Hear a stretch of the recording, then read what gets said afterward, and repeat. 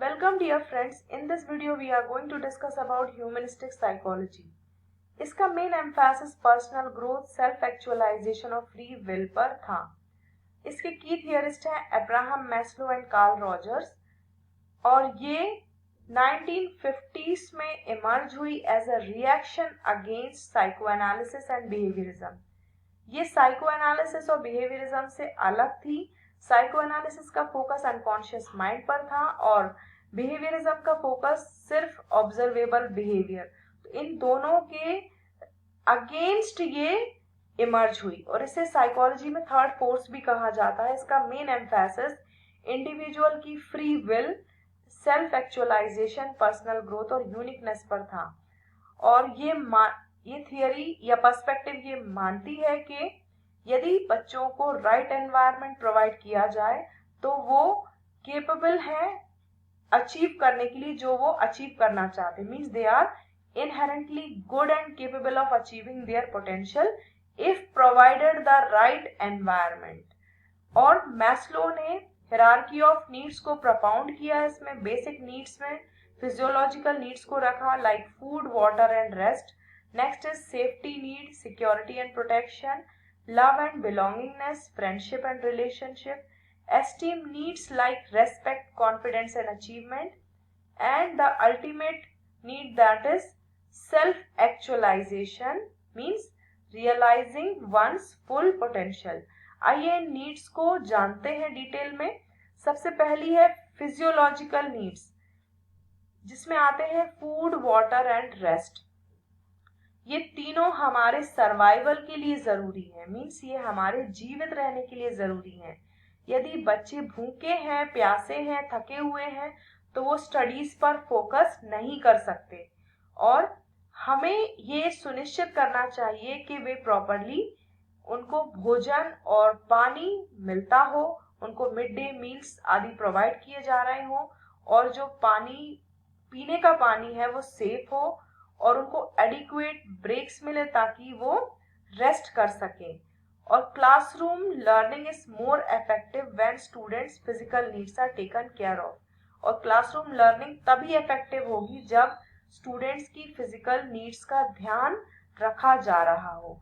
Next need आती है, जब ये नीड फुलफिल हो जाती है तो दूसरी नीड क्या आती है, सेफ्टी नीड्स। और इसमें आते हैं security and protection. Students need to feel safe from harm, bullying, punishment और फियर। वे चाहते हैं कि वे हार्म, बुलिंग, दंड मीन्स पनिशमेंट और डर से फ्री रहें। उनको सेफ एनवायरनमेंट स्कूल प्रोवाइड करे। तो ये जरूरी है कि उनको सेफ और स्ट्रक्चर्ड क्लासरूम एनवायरनमेंट मिले और टीचर बुलिंग, फेवरेटिज्म और हार्श पनिशमेंट से उनको बचाए और क्लियर क्लास रूल्स, डिसिप्लिन और इमोशनल सेफ्टी प्रोवाइड करे ताकि स्टूडेंट्स अच्छे से बेहतर रूप से एक्टिविटीज में पार्टिसिपेट कर सकें। Clear rules, discipline and emotional safety encourage better participation. जब स्टूडेंट्स की ये सेफ्टी नीड पूरी हो जाती है तो उनको लव और बिलोंगिंगनेस की नीड होती है। इसमें आते हैं फ्रेंडशिप और relationship. Students need to feel accepted, loved and connected. Loneliness and rejection harms motivation. Means students को चाहिए कि उनको सब स्वीकार करें, उनको स्नेह दें और उनसे जुड़े रहें। जब वो अकेले होते हैं या रिजेक्टेड फील करते हैं तो उनका मोटिवेशन कम होता है। इसके एजुकेशनल इम्प्लीकेशंस ये हैं कि हमें क्लासरूम में ग्रुप एक्टिविटीज, पीयर लर्निंग और टीम वर्क को एनकरेज करना चाहिए। टीचर्स को एक फ्रेंडली रिलेशनशिप बिल्ड करना चाहिए और इंक्लूसिव क्लासरूम क्रिएट करना चाहिए जहां सभी बच्चों को बिना किसी भेदभाव के वेलकम किया जाता हो। और पॉजिटिव पीयर रिलेशनशिप को एनहेंस करना चाहिए, पॉजिटिव पीयर रिलेशनशिप को और एनहेंस करना चाहिए ताकि वो बेहतर रूप से सीख सके। Positive peer relationship enhance cooperation and learning. जब पीयर रिलेशनशिप पॉजिटिव होंगे तो उनका कोऑपरेशन और लर्निंग एनहांस होगी। इसके बाद आती है next need, that is esteem need. उनको रेस्पेक्ट, कॉन्फिडेंस और अचीवमेंट की नीड होती है। वे चाहते हैं कि उनकी एबिलिटीज को सराहा जाए, उनकी एबिलिटीज को पहचान मिले, उनकी एफर्ट्स को पहचान मिले। जब उनकी रेस्पेक्ट नहीं होती तो उनका कॉन्फिडेंस कम हो सकता है।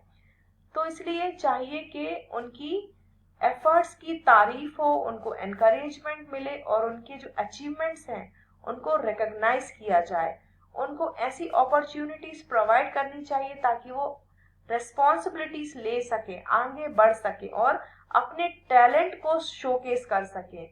और हमें सेल्फ कॉन्फिडेंस को बिल्ड करने पर फोकस करना चाहिए अलोंग विद एकेडमिक्स। एकेडमिक्स के अलावा सेल्फ कॉन्फिडेंस को बिल्ड करने में उनकी हमें हेल्प करनी चाहिए।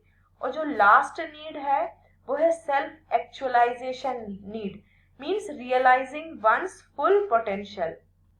ये हाईएस्ट नीड मानी जाती है जहां स्टूडेंट्स कोशिश करते हैं कि वो क्रिएटिव बन सके, इंडिपेंडेंट हो जाएं और जो बेस्ट है उसको अचीव कर सके। मींस जो उनकी एबिलिटीज हैं उसके अकॉर्डिंग वो अपने पोटेंशियल को रियलाइज या अचीव कर सके।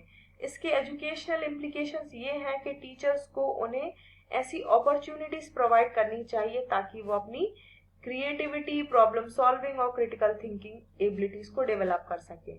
स्टूडेंट्स को एनकरेज करना चाहिए कि वे अपने पर्सनल गोल्स को सेट कर सके और अपने पैशन को परस्यू कर सके। जो उनका टैलेंट है उसको वो उसमें आगे बढ़ सके। और education is not just preparation for exams but also for life values and personal growth. ये हम सभी जानते हैं कि शिक्षा का जो मेन ऑब्जेक्टिव है वो एग्जाम की तैयारी नहीं है, बल्कि ये जीवन की तैयारी है, वैल्यूज की और पर्सनल ग्रोथ की एक तैयारी है। तो इसके एजुकेशनल इम्प्लीकेशंस ये हैं कि education must fulfil lower level needs before higher learning can occur. Higher learning तभी हो सकेगी जब हम उनकी जो लोअर लेवल नीड्स हैं उनको फुलफिल करने में उनकी हम हेल्प करेंगे। नेक्स्ट है कार्ल रॉजर्स की थियरी। उनका main emphasis student centred learning पर था। उनका ये मानना था कि बच्चों को अनकंडीशनल पॉजिटिव रिगार्ड मिलना चाहिए ताकि वो एक्सेप्टेड और वैल्यूड फील कर सके। उन्होंने फैसिलिटेटिव टीचिंग को प्रमोट किया जहां टीचर्स एक गाइड की तरह रोल प्ले करते हैं, नॉट अथॉरिटेरियन। और इस पर्सपेक्टिव का main focus self concept, personal meaning और ऑटोनॉमी पर था। आइए कार्ल रॉजर्स के ह्यूमनिस्टिक पर्सपेक्टिव के कोर प्रिंसिपल्स को जानते हैं।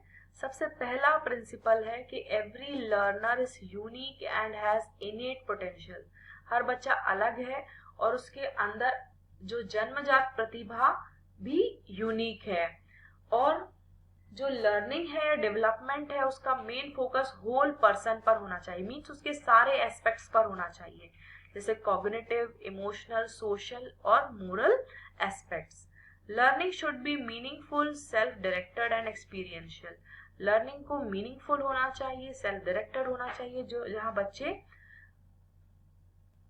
अपनी लर्निंग का कंट्रोल अपने हाथ में रख सके और एक्सपीरियंस करके सीखे। टीचर का रोल सिर्फ फैसिलिटेटिव ग्रोथ प्रोवाइड करना, मीन्स उनकी जो ग्रोथ है उसको फैसिलिटेट करना है, सपोर्ट करना है, नॉट जस्ट ट्रांसमिट नॉलेज। आइए इसके एजुकेशनल इम्प्लीकेशंस को जानते हैं। सबसे पहला इम्प्लीकेशन है कि हमें क्लासरूम में उनको सेफ, सपोर्टिव और नॉन थ्रेटनिंग एनवायरनमेंट प्रोवाइड करना चाहिए। Classroom should provide safe, supportive and non threatening environment. और हमें क्रिएटिविटी, क्यूरियोसिटी और सेल्फ एक्सप्रेशन को एनकरेज करना चाहिए। हर स्टूडेंट को वो मौका देना चाहिए कि वे अपनी चॉइसेस को बना सकें और लर्निंग में इंडिपेंडेंट रहें। नेक्स्ट है टीचर और स्टूडेंट के बीच में हेल्दी रिलेशनशिप होने चाहिए। Develop positive teacher student relationship, focus not only on academic achievement but also on self esteem, motivation and personal growth. सिर्फ एकेडमिक अचीवमेंट पर ही फोकस नहीं करना चाहिए बल्कि बच्चों के स्वमान को भी बनाना चाहिए, आत्मसम्मान को, उनके मोटिवेशन को, पर्सनल ग्रोथ को। प्रीवियस वीडियोस में हमने सभी डेवलपमेंटल थियरीज को डिस्कस किया। आइए इसको समरी के फॉर्म में जानते हैं। हमने पियाजे की कॉग्निटिव थियरी को डिस्कस किया जिसमें हमने जाना कि बच्चे स्टेजेस में सीखते हैं, right from sensory motor to formal operational. Second जो थियरी हमने जानी वो है वाइगॉट्स्की सोशल कल्चरल थियरी। इसमें हमने जाना कि learning is influenced by social interaction, means social interaction से हम सीखते हैं। थर्ड थियरी जो एरिक्सन ने दी थी that is psycho social theory. उसमें उन्होंने बताया कि ह्यूमन डेवलपमेंट के 8 स्टेजेस होते हैं। हर स्टेजेस में कुछ कॉन्फ्लिक्ट्स होते हैं जिनको रिजॉल्व करना जरूरी होता है। नेक्स्ट है कॉलबर्ग्स मोरल डेवलपमेंट थियरी। उन्होंने मोरल रीजनिंग के 3 लेवल्स बताए। तो हम समरी के फॉर्म में कह सकते हैं कि development is multi dimensional and life long. Humanistic theory focuses on self growth and developmental theories help in understanding child behaviour. ये सभी थियरीज हमारी मदद करती हैं कि हम बच्चे के बिहेवियर को समझ सकें। Thank you so much.